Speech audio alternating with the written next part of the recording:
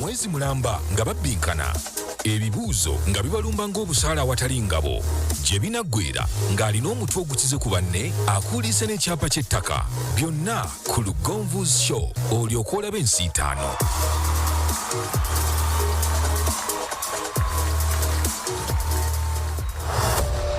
Saawa ya bunkenke eno nsi 5 katuubagiro kennyini ng'azina n'ow'enkufu okwekkaanya kukwo n'okunyumirwa kukwo obubalagaze n'obugigi bw'abano abasaalimbidde mu mbuga ya Sseddugge.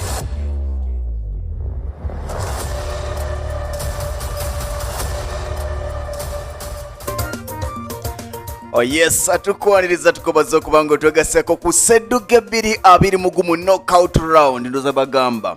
Round yakagweramu awo bemulaba ababiri abagenda okubeera mu nyumba ya Sseddugge nako olwaliro twagalako omu yekka asigadde omanya nti kasita okwata ekyokubiri ebitundu 99 ku buli 100 emikisa gye giba gyeyongerayo gibeera giweddewo.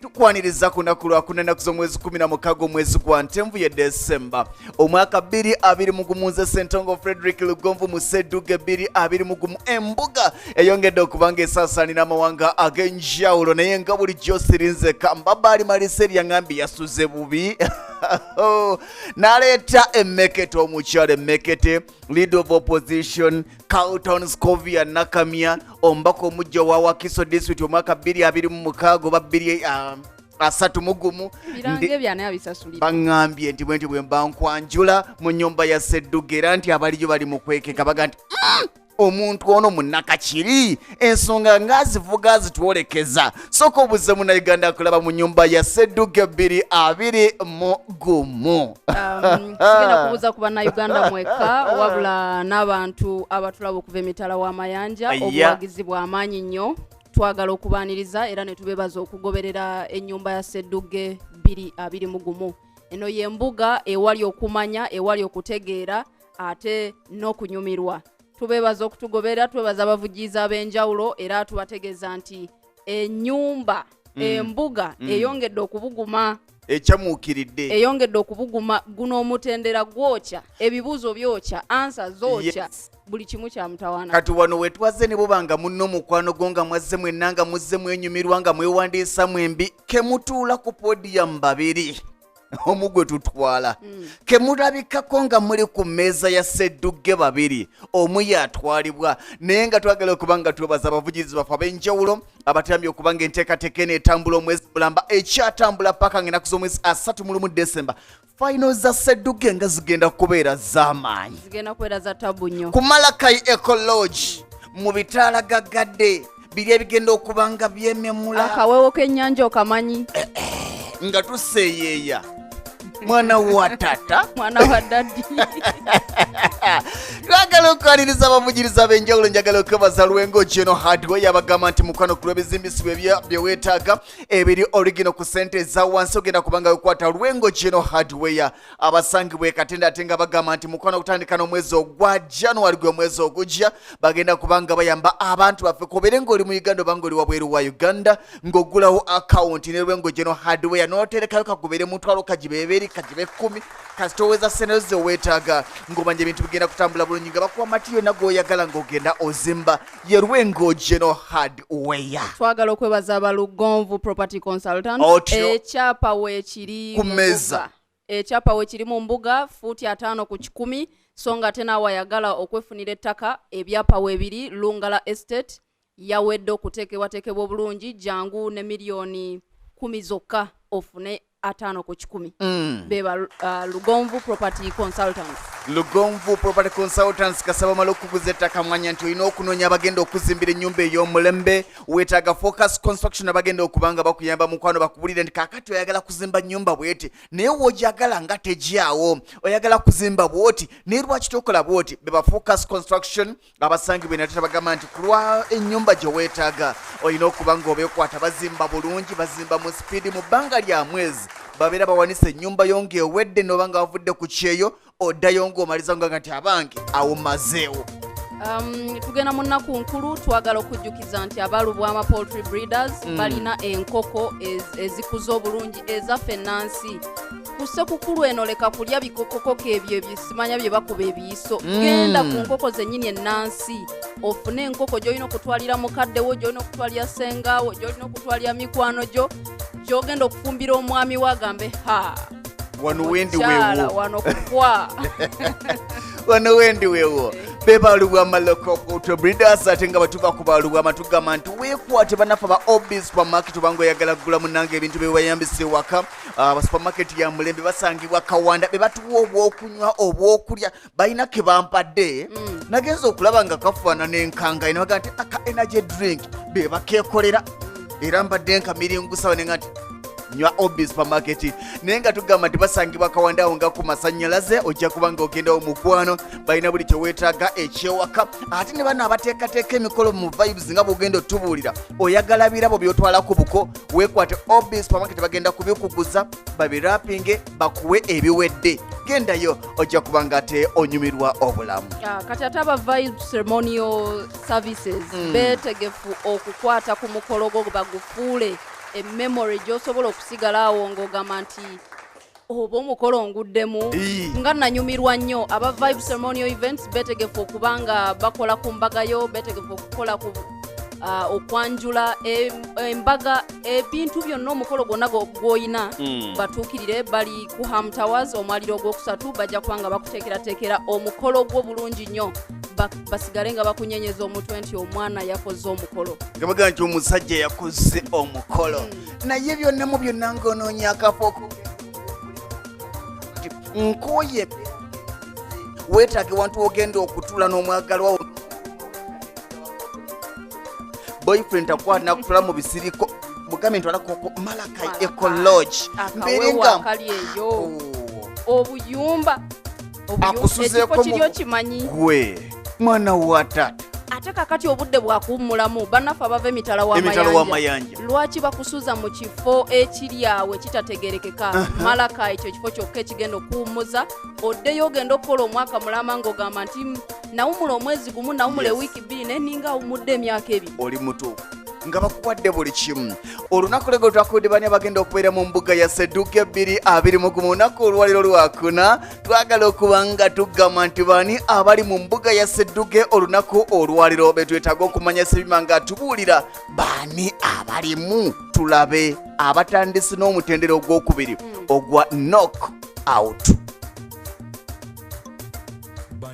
Be bali mu mbuga ya Sseddugge wa 2021 olwaleero ziryoke zidde okunywa.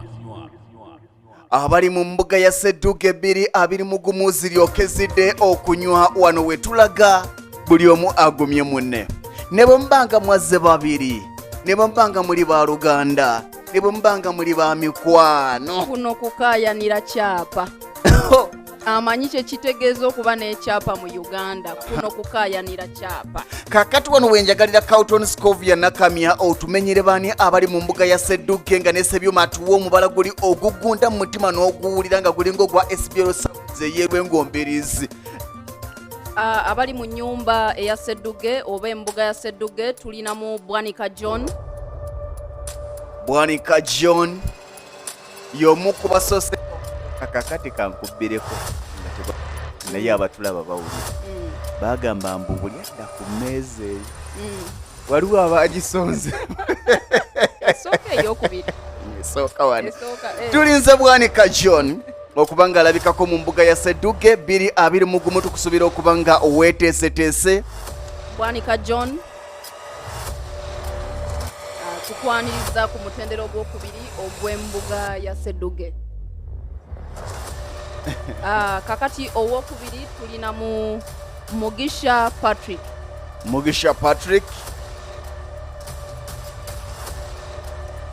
Patrick azze okwambalagana ne Bwanika John tulabe eno knockout tewagenda kubeerawo kuwoza tukakasa nti muzze mwetegese tukakasa nti muzze mumanyi ekyapa kyekitegeeza era nga mumanyi embuga ya Sseddugge efaanana etya kale olunaku olwaleero egenda kubeera knockout. Yes. Nja kutandikire wa Bwanika John tukwaniriza mu mbuga ya Sseddugge 2021 omutendera ogwokubiri ate ne Mugisha Patrick tukwaniriza mu mbuga ya Sseddugge 2 omutendera ogwokubiri nkakasa okubanga temukyayina bitenga amatala mugamanyidde ate mu kaseera kakamu n'abababuuza mubamanyidde temukyayina gwe mutya nkakasa okubanga ebyagana ku mulundi guli olw'okutya n'ebitengo ku mulundi guno bigenda kuddibwamu bulungi oba oliawo tujja kusaba mmwe kennyini tugenda buli omu kumuwa sekonda zigenda kuba 2 okubanga annyonnyola amannya ge gy'avudde oba oliawo n'ekika kyo kiyinza okwongera ku buwagizi bwo eri abaga nti oyo ye wange oyo kwenfiira nalabye babeesoosedda naye nalengeddeyo gwe beesoose ne ŋŋamba weewaawo tutandikire wa Bwanika kubanga go wasoose amanya nze Bwanika John nviiridde Namasuba Makindye Ssaabagabo Municipality Wakiso District omuzindalo ojja gusembezaako waggulu otyo Wakiso District kankomaawo oweddira ki Bwanika neddira mutima Bwanika sigwe wasembayo ku lwokubiri yesewa Bwanika oyina ekintu kimu ekigenda okuttira emikisa gyo gyonna amusore okweka kyoli ensi esobola okukuyitako n'ekwerabira ebirungi by'olina teweeveera oli w'amaanyi Bwanika weete si mu Sseddugge mwokka ne mbulamu obwa bulijjo ensi tegenda kukunoonya gwe olina okweyabiza ensi webale nnyo tugende wa Mugisha Patrick amanya gange nze Mugisha Patrick nga nviiridde Najera ewaka nviira 40 okay oluganda lwange omwega be batya baate omwega yani ye muki ogambe yani omwega abeega ngafa wano butugamba nti ono wankima ono wa Lugave oba byawukanamu kikimu kale Carlton Scovia Nakamya agenda kubanga asobya omukono ateeke ku mmeeza ya Bwanika John muli baddembe okujjawo buli omu akapapula kayagala waliwo akanamba emu ne wabawo akanamba 2 kojjawo bw'obeera ng'olonze kannamba emu kitegeeza nti ogenda kubeera namba emu mu kubuuzibwa ebibuuzo bya leero mu mbuga ya Sseddugge 2 Bwanika John number 1 Bwanika John namba emu Mugisha Patrick namba 2 soko tuwa omubala ogugunda ensi ewoomerwe nga mmwe abali ku bunkenke ate nga ababalaba bali mu kunyumirwa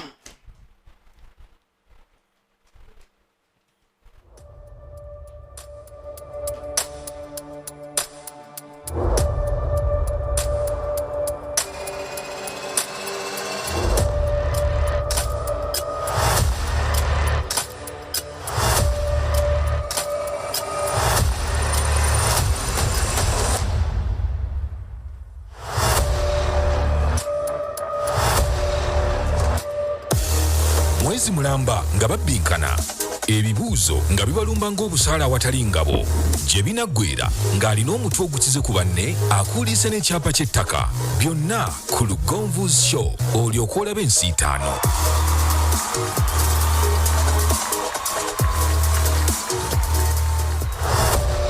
saawa ya bunkenke eno nsiitaano katuubagiro kennyini ng'azina n'ow'enkufu okwekkaanya kukwo n'okunyumirwa kukwo obubalagaze n'obugigi bw'abano abasaalimbidde mu mbuga ya Sseddugge yes obalagaze n'obugigi bwammwe abasaalimbidde mu mbuga ya Sseddugge Bwanika ne Mugisha enkyukakyuka zigenda kubeera ntono ekyenjawulo ekiriwo nti muno ne bwakusinga akabonero kamu ak'embuga ya Sseddugge aba akuyiseeko oba osigadde aba agenze wabula tugenda kubuuza ebibuuzo bijja kuba 3 okuva ewange ne wa Carlton 3 ku mutendera ogusooka ate byebibuuzo 6 buli kibuuzo kya bubonero 3 bw'owulira olinga akadde kaweddeko nga talonze osobola okuba ng'oga nti nze gundi mulonda gy'okoma okulonda muno ofuna akabonero kamu ku buli kyobeera olonze ate nga singa olonda kyolonze n'oba ng'okizzemu matankane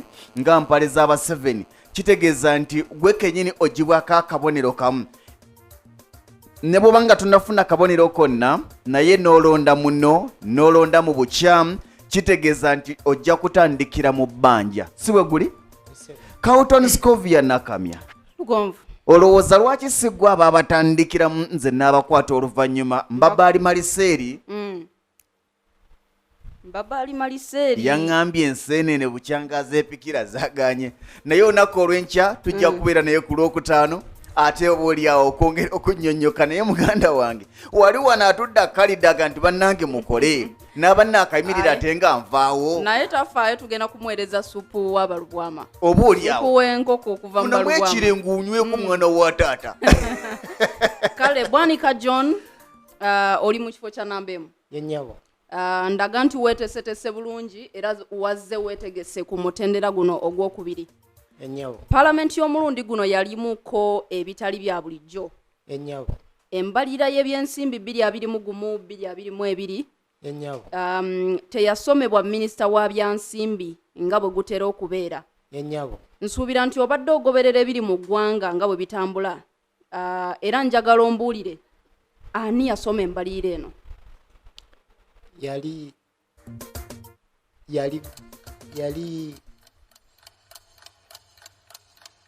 minisita omubeezi wa finance. Bamuyitaani? Erinnya ndyerabidde. Mugisha Patrick Kamulonde. Mugisha Patrick Amulonda Yali Matia Kasaija. Kiganye. Mugisha Patrick ogenda mujjako Mugisha akabonero Patrick atandikidde mu bbanja. yeah. Eyasoma embalira eyo yali Amos Lugolobi kubanga President Museveni yali tannaba kulonda cabinet. Kale alina obuyinza obulonda omuntu yenna okusoma embalira y'eggwanga. So ekibuuzo ekyo bwekityo bwe kibadde. Nkyajja gy'oli ngenda wa Mugisha Patrick. Mugisha Patrick. Hello. Ndaga nti weetegese okusasula ebbanja ate ofune n'obubonero obulala. Ku kabonero k'eggwanga kuliko ku bendera y'eggwanga kuliko ebifaananyi by'ebintu ebiwerako era birina amakulu ag'enjawulo. Ku bino ebintu ebingi ebiriko kuliko engabo n'amafumu ke kabonero k'eggwanga ke njogerako. Bino byonna birina amakulu naye njagala ombuulire byenkumenyedde birina makulu ki?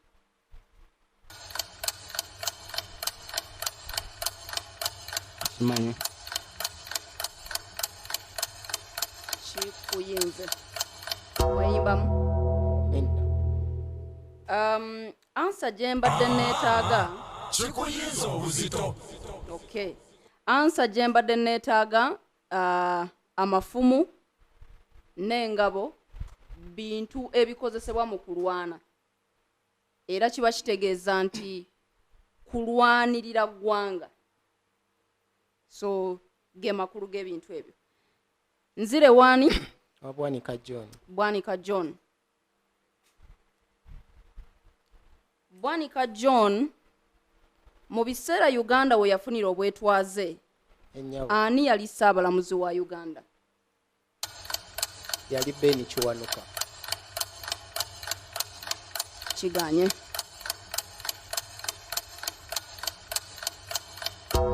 Bino ansendala. bwe kiba nga kiganya ate nga tewali amulonda tugenda kukozesa obwangu olwakadde. Nja kusaba Ssebyuma kasitooli kigaana n'owulira nga amubuuza agambye kiganye ojja kuba otuweerawo ddala akade aka bizitoye tuleme kulinda kade kuggwayo oba olya Kale, tudde si bwe wa- kiri Mugisha Patrick. bwe kiba nga kiganye ate nga ne Mugisha tamulonze bajja kwagala ansa yaabwe kubanga ye agambye Benedicto Kiwanuka ate nga Benedicto Kiwanuka Si ye yajja luvannyuma nga tumaze okufuna obwetwaze. Babadde bakubuuza mu kaseera awo nga tugenda okufuna obwetwaze ani eyaliwo. yali Ssaabaminisita. Mwasoma ku musajja. Obadde olina kyeyagala okwogera? Eyali Ssaabaminisita yali omulamuzi. Eyali Ssaabalamuzi. Eyali Ssaabalamuzi. Mwasoma ku Ssaabalamuzi, musajja gwe sorry, bayita Udo Odama. Okay. ebyo byafaayo. Yali Kale mu Nigeria omusajja oyo. tugenze ku kibuzo ekiddako. Tuli wa Mugisha Patrick. Ono oyinza okumuyita ssaabalamuzi w'abassaabalamuzi. Ono oyinza okumuyita ssaabalamuzi w'abassaabalamuzi kubanga obukulu obwo abuddiŋŋanya enfunda eziwerako ekitali ku balala. Njagala ombuulire omuntu ono. oyagala nkubulira aliko kati Uliiza ekibuuzo kankikuddiremu. Ono oyinza okumuyita ssaabalamuzi w'abassaabalamuzi. Kitegeeza kubanga obukulu obwo abuddiŋŋanya enfunda eziwerako abadde ssaabalamuzi okumala enfunda eziwera. Mpa omuntu ono. Magunda Katuleebe. Kiganye. Kikuyinza obuzito. Omwetantadde mbadde nkusuubira okumpa Samuel Wako Wambuzi. Yasinze okubeera mu kiti ky'obwa ssaabalamuzi emirundi egiwerako. Tugenze ku kibuuzo ekiddako Bwanika John. Ennyabo. Ndaga nti weetegese ombuulire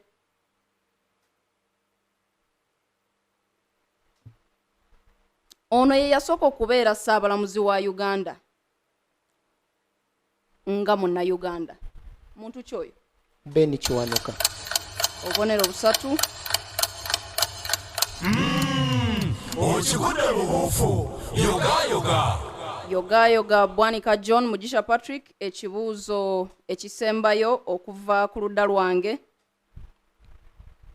Mpa ebiti by'ababaka ba Parliament mu Parliament ya Uganda ng'oggyeko abo abalondebwa obutereevu n'abo abakiikirira abakyala ku district. Njagala ompe ebiti by'ababaka abali mu Parliament ey'eggwanga ng'oggyeko abo abalondebwa obutereevu n'abakiikirira abakyala ku district.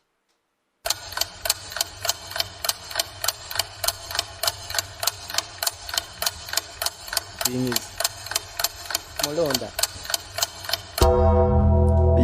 Bwanika alonda. Waliwo ababaka abakiikirira abakadde. Waliwo ababaka abakiikirira abavubuka. N'abalala. Nsabye ebiti bisatu. Ompaddeko bibiri nkyakubanjayo kimu. Waliwo n'abakiikirira abakozi. Kale, bamu akabonero. Okigudde bubuufu.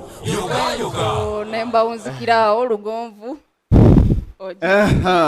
Oyo bamuyita Bwanika John. Tutuuse ku mutendera ogwokubiri ndowooza mulaba enjawulo eriwo ku mutendera ogusooka ku mutendera ogwokubiri otandise okulengera ekyapa ky'ettaka kubanga wano okolerera obuulyawo kiwandikoleredde emyaka 10 n'omusobi okikolerera omwezi gumu ogw'embuga ya Sseddugge. Nze Ssentongo Frederick Lugonvu, Bwanika John ne Mugisha Patrick njagala tubeere nga tuddamu endasi kubanga ebyange bigenda kubeera byangu. Si bwe guli? Esebo. Nentandikire waani? Ewa Bwanika John. Bwe ntandikire wa Bwanika John njagala mpulirize kino. Esebo. N'abakyala wa Bungereza Queen Elizabeth omumanyi. Enjisebo. Baawe yafa emabega eyo oba emabega awo. Esebo. Yali ayitibwani? Bali bamuyita Philip. Obw'embuga ya Sseddugge busatu abunkwatire abutwale. Okigudde bubuufu. Ndowooza saabasuubiza bubi bwe mbagambye nti ebyange binaayanguwa. Mugisha Patrick. Hello. Bwe kibanga ye mulangira Philipu ye yali bbawa n'abakyala wa Bungereza aliko ku lwaliro Queen Elizabeth.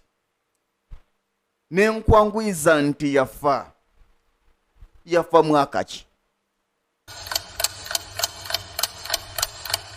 2019. 2019. Tabozzeewo kabonero. Mulonda empulire. Guno gwennyini gwe tuli mu 2020. Oyo gwe bayita Bwanika John bamuwe akaseddugge kamu. Okigudde bubuufu. Ne tugende ewa Bwanika John kubanga olonze bulonzi. Mugisha Patrick toggwamu maanyi. Nagambye ebyange bye byangu. Bwanika. Wanjisebo. omwezi gwali gwa musenene ye November omwaka 2007 Uganda nebuutikira amawulire emikutu gy'amawulire gyonna gyali wano nga waliwo omukolo ogw'ensonga gw'omukuŋŋaanya mawanga gwali mukolo ki guno bali baguyita cogamu obw'embuga ya Sseddugge busatu bumumpeere ebintu biwoome neyanziza sebo cogamu wali omanyi kyetegeeza netaaga kapeni wano nsooke nkiwandiike no kati wano tunyumyamu bunyumya yesebo bali manyi kyekitegeeza kyali kitegeeza ki lwe lukuŋŋaana olubeeramu abakulembeze ab'ezo ensi ezaaliko amatwale ga Bungereza. Kati kiki obadde oyagala okuwandiika bwanika nkunyonyole cogamu inifuulo nkiwandiise wano era nkunyonyole nti bwanika tokalubyanga nsi sajja omuyanjereganaga ekiremeseza abaprofesa okuzimba akedi mu Kampala buli kimu basooka kissa mu bibalo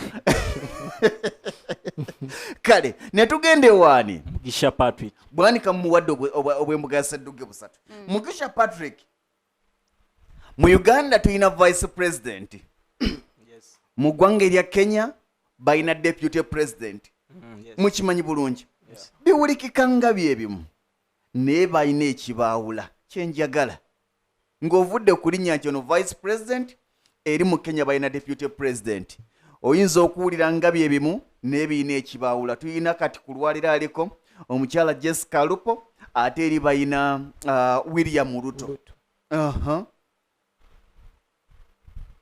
kiyinyiza n'ayogererawo nti kimuyinza kikuyinza obuzito sijja mwetantala ne bwanika n'agaana okumwetantala ekibaawula kiri kimu Kenya yakoowa ejjoogo lya nkulonze nkugobye wano president ye yeerondera vice yamwegobera yasalawo ani ajjira talina maanyi gali awo oba kiwulikikawo bi mu gavumenti y'abakawutoni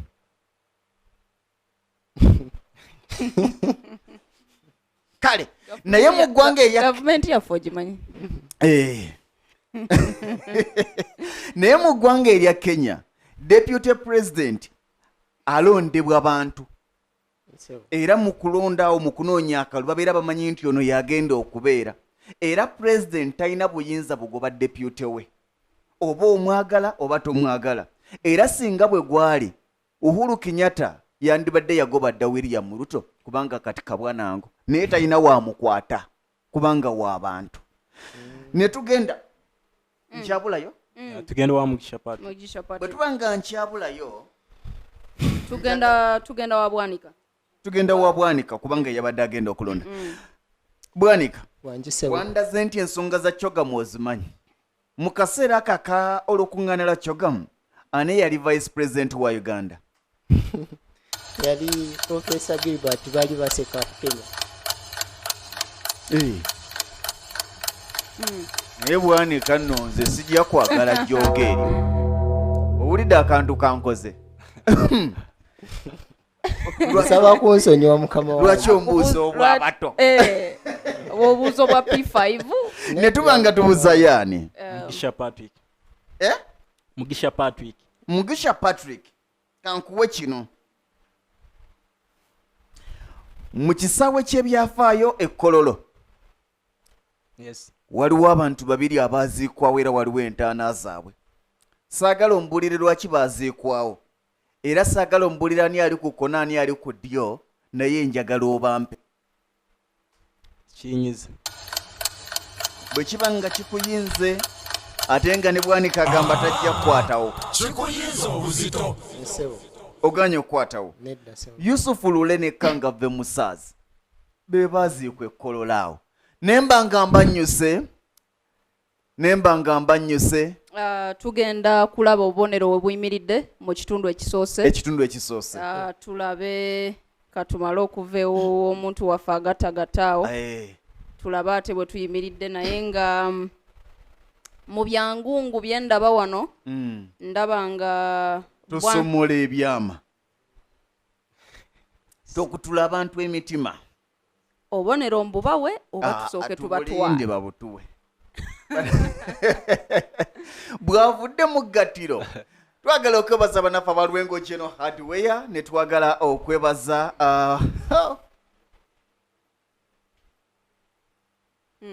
oli mu mbuga ya Sseddugge 221 sikazayo nti bakakyuseemu abamalakayi batandise okuyooyoota Malakayi Ecology Sseddugge wa 221 batandise okubuyooyoota mugenda sula nga balangira nabambejja ku Malakayi Ecology twagala otubuulire biyimiridde bitya mu kitundu ekisoose eky'embuga ya Sseddugge twagambye nti eno knockout wakati wa Bwanika John ne Mugisha Patrick embuga ya Sseddugge ebanja Mugisha Patrick akabonero kalamba embuga emubanja so nga ate Bwanika John alina obubonero 14 ebibuuzo yakatuuka ebibuuzo 4 ate yakalonda ebibuuzo 2 nabyo nga abituuka ye Bwanika John bwekityo bwekiyimiridde Mugisha Patrick ne Bwanika John.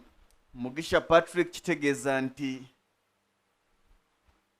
osigazzayo ebibuuzo 2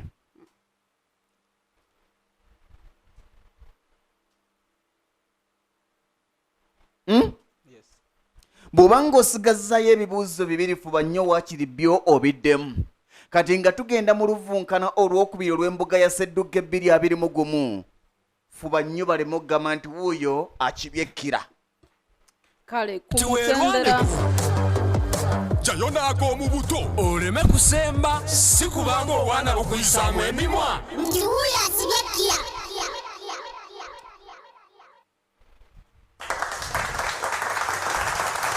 tuli mu mbuga ya Sseddugge 221 twagala okunoonyako omuwanguzi ani agenda okubeera Sseddugge ow'omwaka guno obuwanguzi tukimanyi bulungi nti kyapa kya ttaka era tumanyi kyekitegeeza mu Uganda wano naye nga twagala okwebaza abavugirizi aba Lugonvu Property Consultants tukutegeeza nti poloti elungala nteeketeeke bulungi nnyo fuuti 5 ku 10 ku miliyoni 10 zokka leeta akasenteko oba sente leeta omudidi ate oddayo n'ekyapa kyo mu ngalo twagala okwebaza bannaffe abalubwama poultry breeders mwebala okuteekateeka enkoko ze tugenda okulya ku Ssekukkulu aba OB supermarket mwebala okututegekera ebintu mwebala okuteekateeka okulaba nti ennaku enkulu tugenda kuziyitamu nga tuli bulungi ate twagala okwebaza aba Vibe Ceremonial Events aba testesi b'emikolo emirungi ate tukutegeeza nti Focus Construction Company beetegefu okuyambako okuzimba ennyumba ey'ekirooto kyo bakwase bukwasi buvunaanyizibwa okuteekerateekera tewetaaga kuba kasimu ate omusenyu mutabudde gutya ate wano mu seminti ali atya ate bino bibuze nedda buli nteekateeka yona gikwase aba Focus bagenda kubanga bakuddukanyiza buli kimu nga bw'okyetaaga nenjagala nange okwebaza balwengo General Hardware yabagamba nti mukwano ng'oyagala bizibisibwa eby'omulembe ogenda kwekwata lwengo General Hardware kubanga balina buli kyoweetaaga ate nga kiri original bannaffe aba Obiz obogeddeko Obiz supermarket Kawanda bano balina ebintu eby'omulembe byogenda noga nti nguze kino nguze kiri Malakayi Ecology tubeebaza banywanyi baffe nnyo nnyini ddala ne twagala okwebaza ate na bonna abali emabega w'enteekateeka n'okulaba ng'ebintu bitambula bulungi mu mbuga ya Sseddugge 221 mu kaseera kano twagala okuba nga tugenda ku mutendera ogwokubiri omutendera ogwokubiri gugenda kubeera gwa kibuuzo kimu ogenda kufuna ekibuuzo kimu okuva ewa Carlton ofuna ekibuuzo kimu okuva ewange buli omu byebibuuzo 2 bw'obiddamu obeera ofuna obubonero 6 ate singa bigaana tewali kyoba ofiiriddwa tewali kigenda kugibwako era tukyali ku nkola nti singa olonda oli nga kimubuuziddwa ne kimulema n'olonda omanya nti akabonero kakwongerwako naye singa olonda ate n'okigwa kitegeeza nti era ogenda kugibwako akabonero Carlton ngenda kusaba tugende ewuwo ate obatandikiremu kale tuli mu mbuga ya Sseddugge Bwanika John weesoosa okubeera nnamba emu mu bibuuzo byonna njagala ombuulire oddemu ekibuuzo kino ennyabo ono mubaka wa Parliament ennyabo naye ng'ate yasooka kubeerako sipiika w'olukiiko lwa KCCA mpa omubaka ono n'ekitundu kyakiikirira akiikirira Lubaga North omubaka oyo bamuyita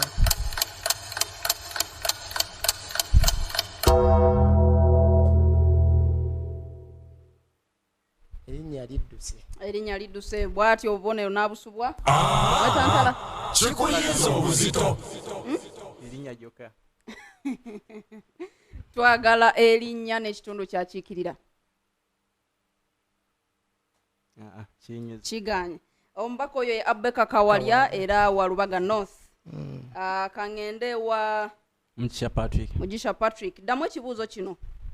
Ono ye yakulira ekikwekweto ekyafufuggaza abaali baagala okumaamulako gavumenti mu bitundu eby'ekasese. Nkakasa ng'obijjukira bulungi. Ebintu bino byaviirako Sebyuma alinamu katono. Nkuddiremu? Ono ye yakulira ekikwekweto ekyafufuggaza abaali baagala okumaamulako gavumenti mu bitundu eby'ekasese. Bino byaviirako n'okukwatibwa okw'omusinga mu mbere. Ani oyo? Kiganye. Mulonda. Jeno Erelu. Wanji? Kikuyinza obuzito.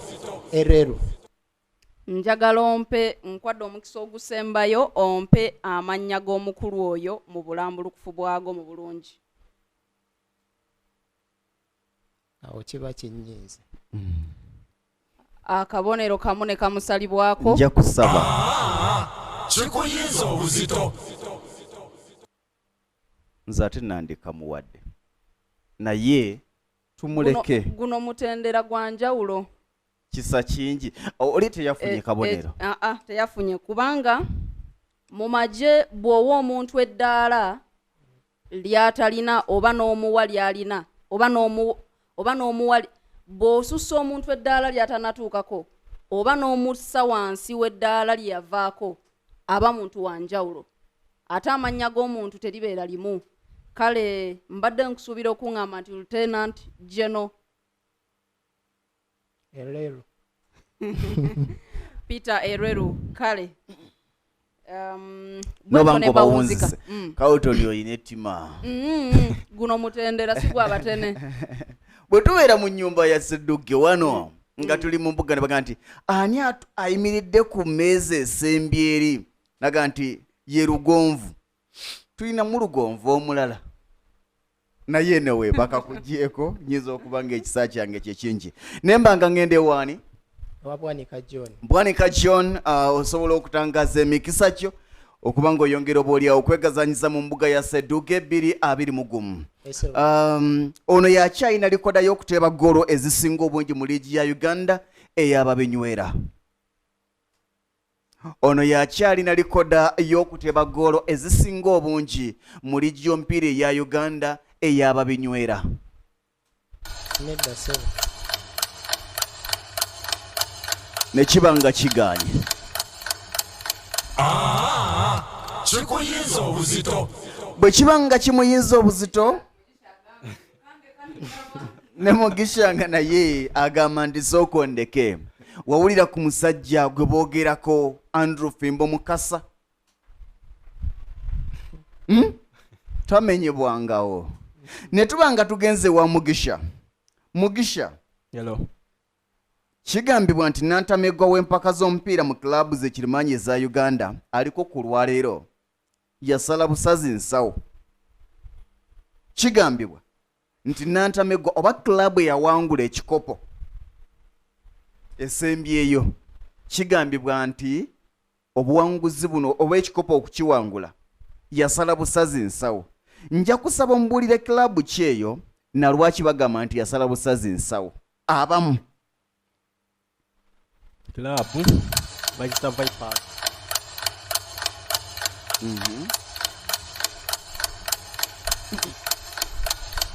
Okugamba nti yasala ensawo gundi ligi yali tenaba kugwa. Kiganye. Kikuyinza obuzito. Ekisembyeyo kibadde kituufu ligi yali tenaggwa olwa COVID-19 naye nga Express FC. Nembanga nange mbanyukiddeawo mu kitundu ekyokubiri eky'embuga ya Sseddugge 2021 nga tulinda okumanya ani asigadde ani avuddeko ku lunaku olwaliro olw'okuna Carlton Scovia Nakamia ebintu bitambula bwe bityo oba oliawo ennyumba twabagambye tesalimbirwamu mutene tesalimbirwamu bwe tuba nga tumaliriza okufuna ate ebivudde mu gattiro ne mwana muwala babiri etwagala okuba nga tunnyonnyoka ani akutte ekisooka afunye obubonero bumeka katukutwale mu kibalo ani akize ku ani akyaleebya ani akyakoobedde ani akameme gwe kakubye katukuwa omugatte owulire Sseddugge 221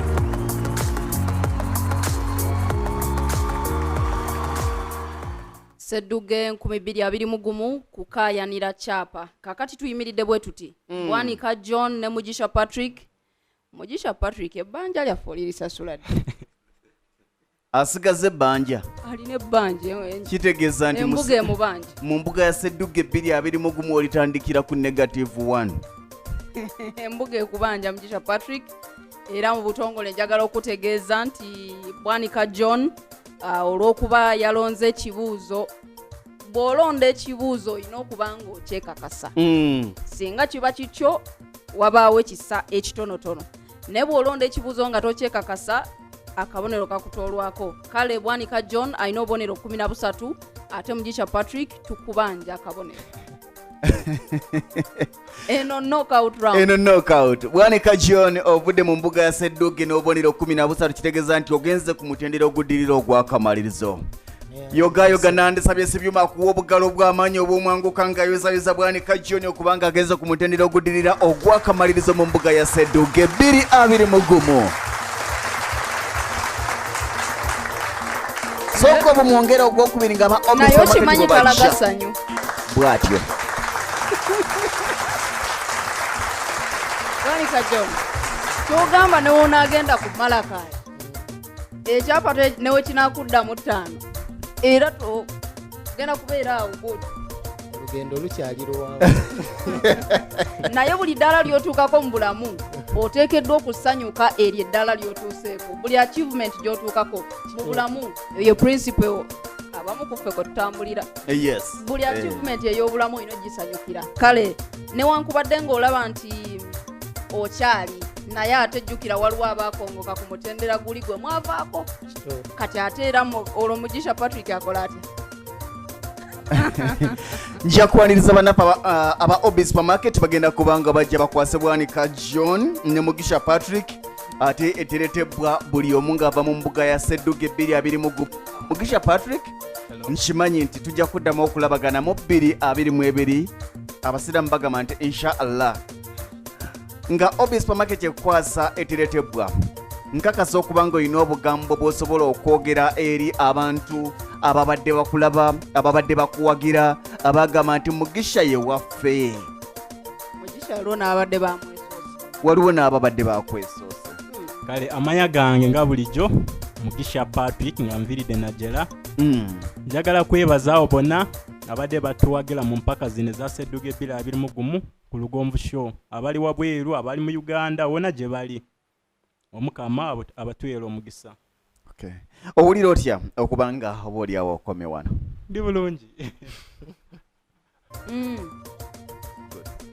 webale nnyo webalire ddala nja kusaba Obi Supermarket egenda kubanga ekwanza Bwanika owulira otya okubanga oyise ku mutendera ogubadde ogutali mwangu okuva ku ntandikwa in fact bwe tunulira omutendera ogwasookera ddala tewaperforminga bwoti buyinza okubanga obubonero buvaalinga naye nagenza okulaba ng'ova ewa Carlton Scovia Nakamia oli kyenkana ku 0 yabadde 0 n'ayongera ku nze tewafunyemu kutya nti kirabika ovaamu era nafunyemu okutya semberera omuzindaalo era nafunyemu okutya naye nebaza Katonda nti nsobodde okuyitawo nenfuna obubonero obadde buneetagisa ate okweyongerayo ku luzannyo oluddako abawagizi bo abagamba nti Bwanika ye waffe abawagizi bange bonna abali eyo oba wano mu Uganda oba wabweru twongere okusaba tuyinza ekintu okukikwasa mpola mpola webale nnyo ebalire ddala nja kusaba omukyala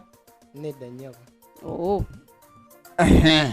kiki kyoyogerako abamwesunga kirabika bagenda kwongeramu amaanyi okay webale nyo yajja kusaba Obi Supermarket egenda kukwasa Bwanika John ate twagalira mu kaseera kano okwebaza Obi's Supermarket Kawanda abatubeereddewo mu kaseera kano batambula mu budde obw'amatumbi g'obudde ne bagamba nti tulina okubeerawo okubeera ekitundu ku mbuga ya Sseddugge 2 mu Carlton Scovia n'Akamya. Olwaleero lunsanyudde Bwanika John nkakasa nti tebadde disappointment tebadde he has not disappointed the supporters be oba oliawo Bwanika ate nga ne Mugisha John oyinza oba oliawo obutamunenya nnyo kubanga omutendera gwongedde okukaluba kyokka ate buli muntu asobola kufuuka muwanguzi ate buli muntu asobola kufuuka kisembo kale mu buli mbeera yonna tuteekeddwa okufunako omuwanguzi omu ku bantu bano bonna naye Bwanika John ayongedde okulaga nti current affairs azigoberera era twagala okulaba nti abantu abajja mu mbuga ya Sseddugge olunaku olw'enkya bongera okweteekateeka tulabe nti ate ekyapa si kitone omusajja olamuse jangu tulabe owulira otya kati abakuuta ku ssupu owulira otya omusajja abadde wananga nja kujja enkya toddamu kulya nseenene nnyingi Mabali Maliseri tujja kubeera nayo nako olw'enkya mu mbuga ya Sseddugge 2 atujja nze ndi musanyufu Mugisha Patrick abadde mugezi kyokka nga tosobolera kufiirwa Bwanika John ali naye mugezi lwakuba ndowooza kinasoose okwogera simanyi oba akirowoozezaako okwekotera bakyogera batya Mbabaali omuntu ng'osobola oyina amaanyi naye nga okwetya kya bulijjo Bwanika talina nnyo ayina low self esteem yenyooma teyekkiririzaamu ekigambo ekituufu kubanga nzijukira ne mu kwewandiisa y'omu mu kukwata akalulu yajja ekikenzaga nze naayitawo ate omulaba adduka misinde nze Ssentongo Frederick Lugonvu nja kusaba Ssebyuma tonnasiibula nja kusaba Ssebyuma abeere nga atunoonyeza baani abagenda okubeera mu mbuga ya Sseddugge olunaku olw'enkya abagenda okuba mu mbuga ya Sseddugge olunaku olw'enkya ku Lwokutaano ku Lwokutaano bano be bali mu mbuga ya Sseddugge wa 2 olw'enkya ziryoke zidde okunywa. Ani ali mu mbuga ya Sseddugge olunaku olw'enkya ku Lwokutaano nga 17 omwezi ogwantenvu tulina Bandobera Shemu omujjukira Bandobera Shemu si yajja okusookera ddala Busoga omujjukidde Bandobera Shemu tumwina olunaku olw'enkya saako Kasirye Steven okay ebigambo ebisembayo eri abalabi ba Sseddugge 2 mu mawanga g'enjawulo njagala okubeebaza okugoberera era obuwagizi mugende mu maaso nga mubeerako ffenaffe wetuli okubaweereza njagala okwebaza abeewaayo obuvumu okulaba nti bajja mu mbuga ya Sseddugge ate ne tusaasira n'abo abejjusa nti lwaki sajja okitegeera n'abaagala okujja kati naye ng'ate emiryango newandiisa ntya kubanga ebyo mbisobola linda 2 linda omwaka ogujja kakkiriza nti omulundi guno walina okubaawo awangula ekyapa kati ate naye weeteeketeeke omwaka ogujja nze Carlton Scovia n'Akamya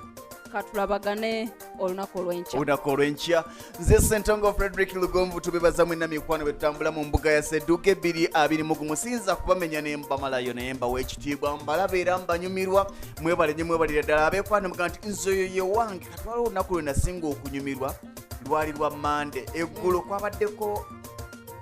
yabadde eggulo Yesu twalina Kasolo kabaga nti oyo Kasolo gwempagira oyo naye nga ate abakazi be basinga okuwani nga kiki anyway nze Ssentongo Frederick Lugonvu tugenda mikwano gya Kasolo tubatumiddeko bongere okumusabira oba olya okay tubagaliza birungi byerere